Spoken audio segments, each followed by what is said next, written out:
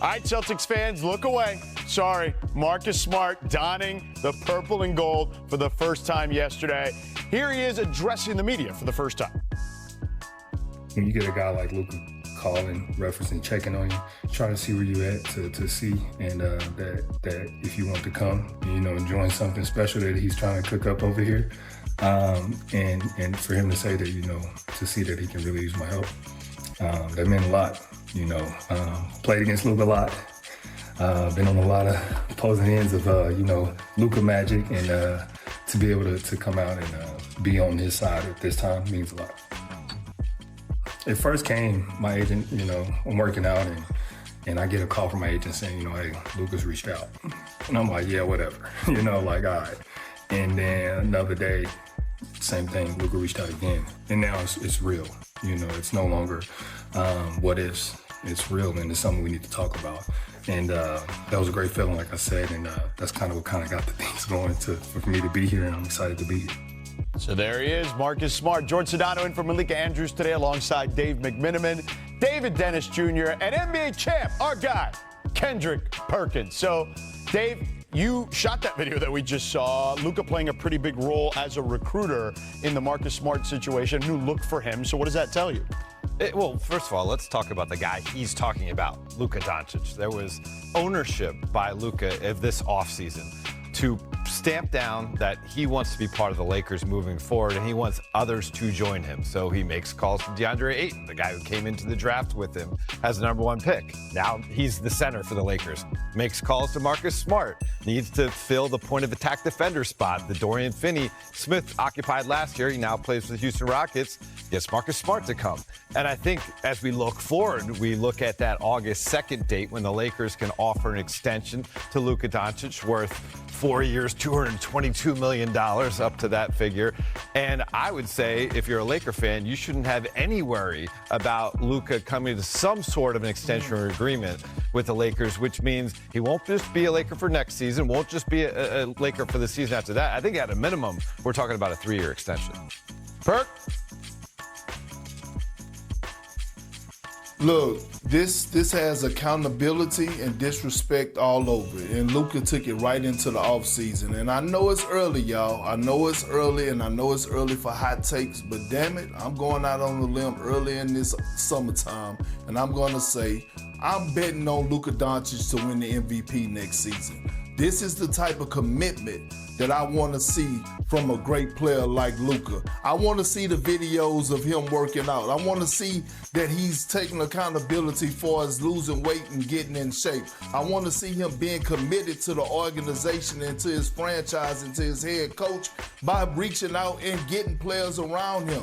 You talk about getting DeAndre Ayton, they got him, right, a center that he needed. They also went and got a guy, Marcus Smart, who they haven't had a primary defender like that on the wing since Alex Caruso. And now all of a sudden Luka is saying, I'm ready for this season. I took the disrespect from last season with the Mavs trading me. I'm holding myself accountable. And all the greats in the history of greats have went through some type of adversity or went through some type of thing throughout their career where they had to have an accountability part, and we're seeing that through Luka right now. I'm sorry.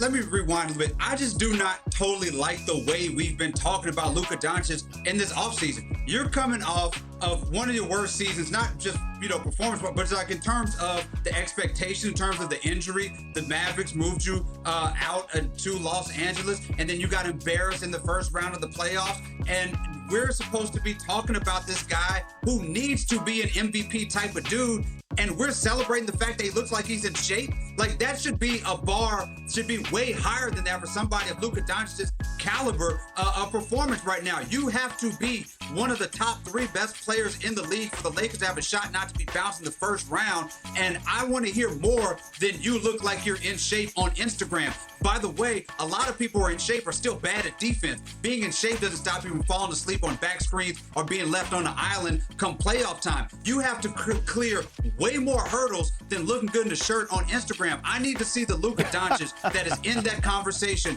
with Jokic, with Giannis, with those guys like he was before last year, because all this workout video is not moving the needle for me in the way that makes me believe that you're creating an actual contender with that Los Angeles Lakers.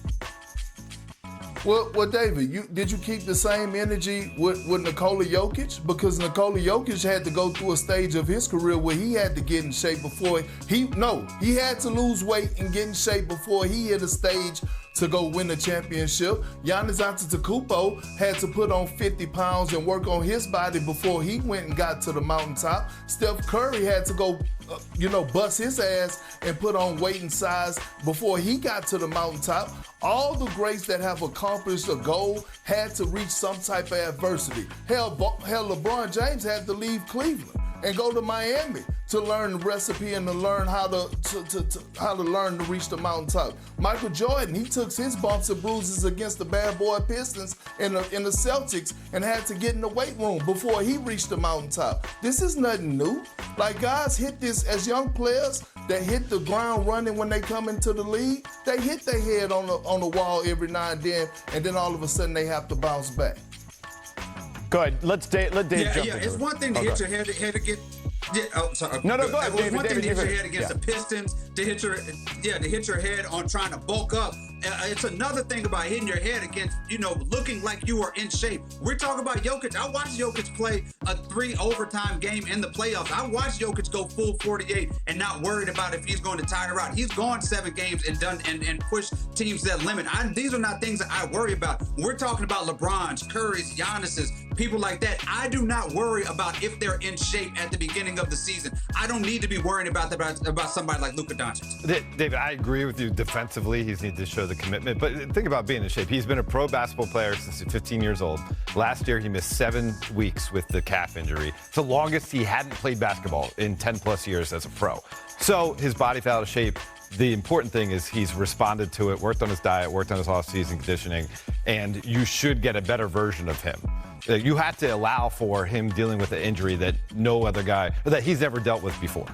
You know what, David? You're also missing this. And it's been a couple years since we had this with Perk. His favorite mocktail is that skinny Luka. And we're getting it this summer. He's going to be drinking a lot of skinny Luka mocktails. Big Perk is going to have those ready. All right, with Marcus Smart now in the lineup, the Lakers get some much-needed depth. So, Perk, I hear something caught your eye.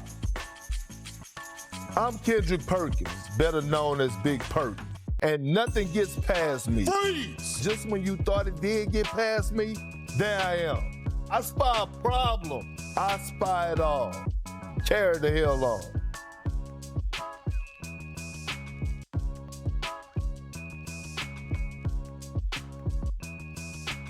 And I do. And we have this term in my neighborhood. That game recognized game. And Luka recognized game because he's played against Marcus Smart. Marcus Smart and him has battled a lot through his young career. And he knows what it feels like to battle a former defensive player of the year. This is Luka's spot against anybody else in the NBA. I want you to look, this low post area right here. Look at Marcus Smart being able to take the contact, being able to hold it, and make Luka take a tough contested shot.